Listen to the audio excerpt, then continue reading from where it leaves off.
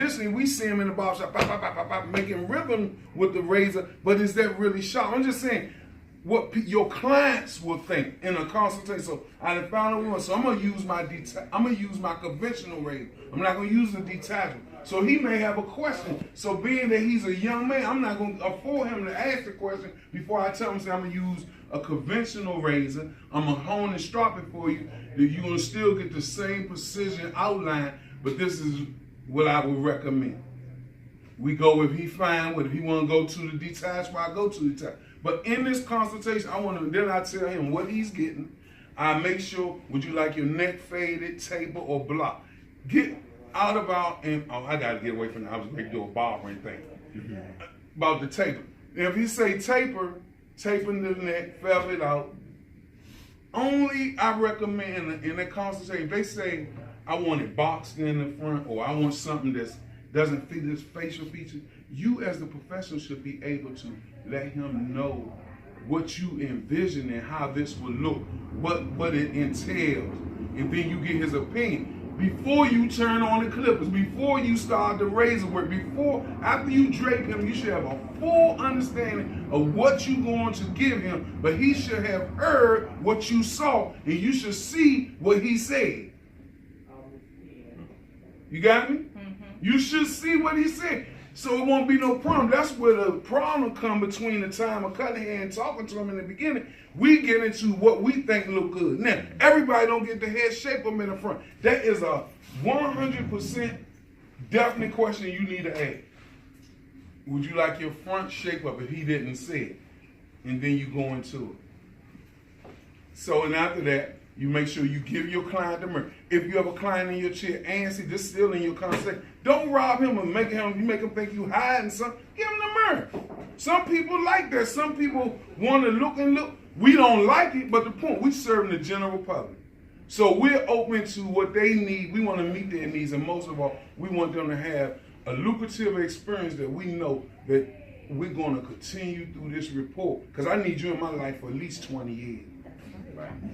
Because if I get you in my life for 20 years in closing, I have you now, I have your offsprings at least till they 16, 15, 16. Then I have your friends who may be with you or something you bring back. So I may get 3 for 1. But if I have a nasty attitude, if I have a funky disposition, if I feel like I know everything, can't a client tell me nothing, and if I feel that you ain't worth it because you don't look the part, you ain't playing the part, your money ain't the part, if I look at you and size you up, I'm missing the big picture because I chose this profession to serve the general public. That means all walks of life, 8 to 80, blind, crippled, crazy. We should serve them. Funky, clean, smelling good, or don't have no smell at all.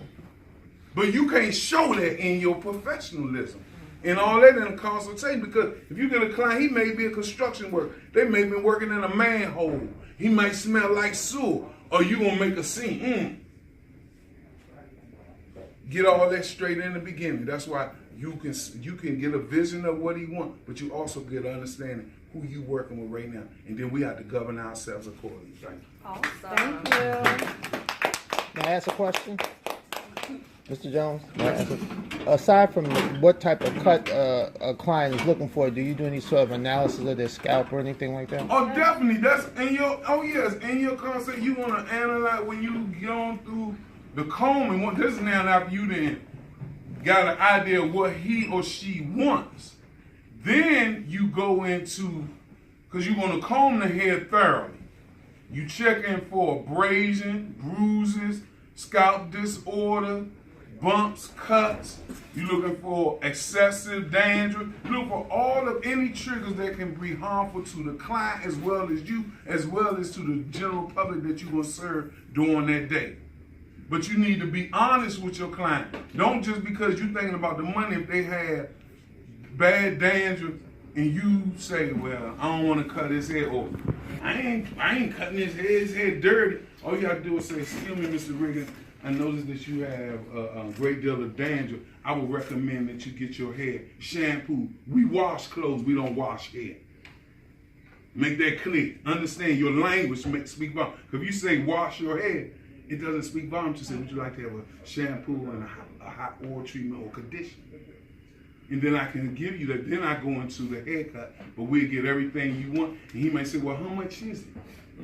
You may, well, the price say $15 extra, but you can say because you wasn't sure, because he may have been a client that may come in. Right. You can say, well, this is a courtesy on the house this time because I really want to make sure that you're looking groomed and well when you leave out here. Because if your hair cut and you leave out here, this is us thinking, and you don't tell them that. If your hair cut and your hair is still dirty, looking damn, and they walk in the street, guess who they promoting? You. So why not give up something to get more? And that's just a shampoo a little more time. Then 9 out of 10, he gonna tell somebody, but he gonna dig in his pocket, and a dead president will introduce himself to you.